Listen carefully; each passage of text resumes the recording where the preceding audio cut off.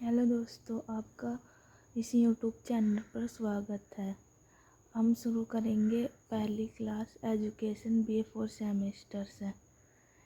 इसमें important question कराए जाएंगे जो 99% आएंगे। प्लीज़ शुरू करने से पहले लाइक एंड सब्सक्राइब कर ले, प्लीज़। ये नया चैनल है। चलो शुरू करते हैं। मनोविज्ञान का क्या अर्थ है? मनोविज्ञान का शाब्दिक अर्थ है कि मस्तिष्क या मन का विज्ञान। यानी मनोविज्ञान मस्तिष्क के स्वरूप को जानने की कोशिश करता है कि व्यक्ति के मस्तिष्क में क्या चल रहा है, यानी उसकी भावनाओं, विचारों और क्रियाओं को समझने का प्रयास करता है, समझकर वो उसका विश्लेषण करता है। मानव विज्ञान के अंतर्गत मानव मस्तिष्क मानसिक प्रक्रियाओं तथा व्यवहार का विज्ञान का अध्ययन किया जाता है।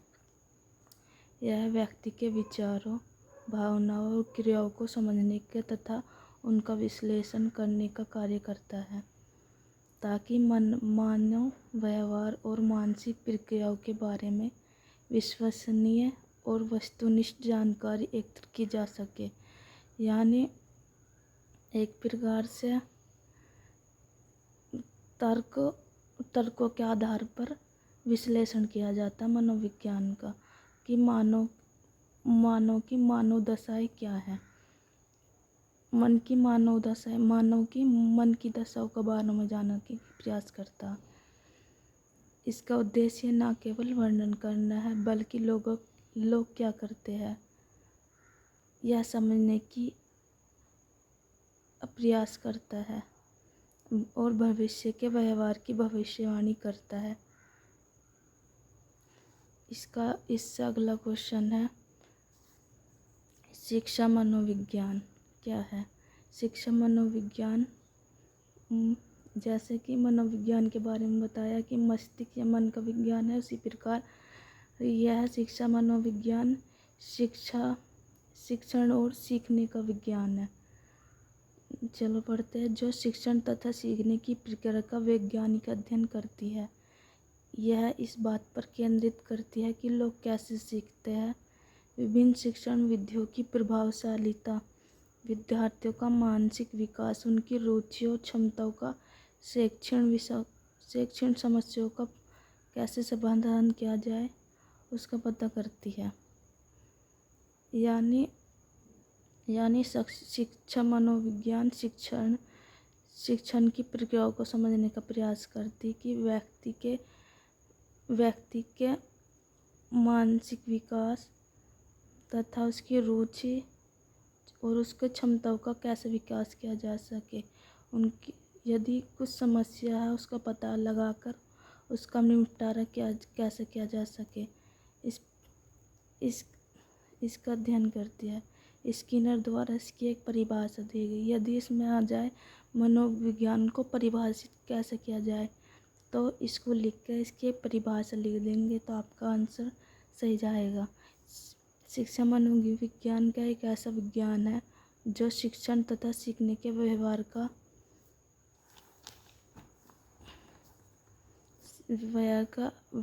अध्ययन करता है। ये मोस्ट इम्पोर्टेंट क्वेश्चन है जो 99% जरूर आएगा। इसको शिक्षा को क्या एक गतिशील प्रक्रिया क्यों कहा जाता है? यह क्वेश्चन आएगा। क्या शिक्षा परिवर्तनशील है? या किस क्वेश्चन आ सकता है, क्या शिक्षा को गतिशील प्रक्रिया कहना उचित है? स्पष्ट करें। इन तीनों क्वेश्चन का आंसर में यदि आ गए नौ में से कोई सा भी, तो इस तरह आंसर लिखना है। शिक्षा एक गतिशील प्रक्रिया है क्योंकि यह अपरिवर्तनीय है नहीं है, यानी यह दिन, समय और परिस्थिति के अनुसार बदलती रहती है। परिवर्तनीय है, शिक्षा परिवर्तनीय है, यह लगातार बदलती रहती है और विकास करती रहती है। वास्तव में शिक्षा की प्रक्रिया ना तो स्थिर है ना ही जड़। यानी शिक्षा स्थिर नहीं है, अस्थिर है, यह बदलती रहती है। शिक्षा की प्रक्रिया का संबंध व्यक्ति के निरंतर होने वाले विकास से है। यानी शिक्षा है व्यक्ति के निरंतर व्यक्ति के संबंध जो उसके व्यवहार में चल रहा है उसमें नई नई चीज़ सिखाती रहती है, उसका निरंतर विकास होता रहता है। दूसरे शब्दों में कहे, शिक्षा को गतिशील प्रक्रिया इसलिए कहा जाता है क्योंकि यह स्थिर नहीं है, बल्कि यह बदलती परिस्थितियों और समय के अनुसार लगातार विकसित होती रहती है। यह प्रक्रिया जीवन भर चलने वाली प्रक्रिया है जिसमें व्यक्ति लगातार सीखता और विकसित होता रहता है। ये क्वेश्चन भी इम्पोर्टेंट है। तुलनात्मक विधि क्या है? तुलनात्मक विधि यानी यदि हम एग्जाम्पल के लिए ले रहे हैं कि जैसे बालकों के मतलब दो बच्चों का आपस में अध्ययन किया जाए कि इसमें अंतर और समानता क्या है, उसका अध्ययन करके विश्लेषण किया जाए तो उसे तुलनात्मक विधि कहेंगे। बाल अध्ययन के लिए चलो पढ़ते हैं। बाल अध्ययन के लिए तुलनात्मक विधि एक महत्वपूर्ण विधि है। इसमें दो या दो से अधिक बच्चों,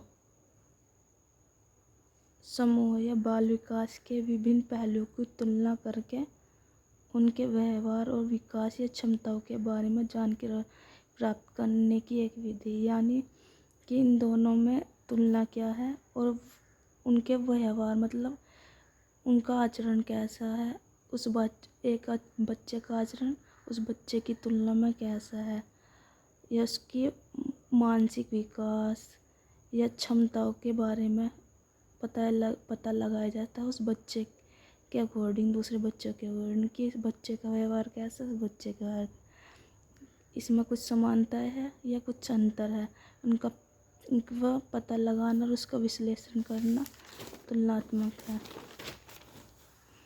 यह विधि अध्ययन के लिए कुछ समय समान या अलग बच्चों के समूह या विकास के पहलुओं को चुनती है और फिर उन्हें तुलना करके समानता, अंतर या सामान्यीकरण की पहचान करती है।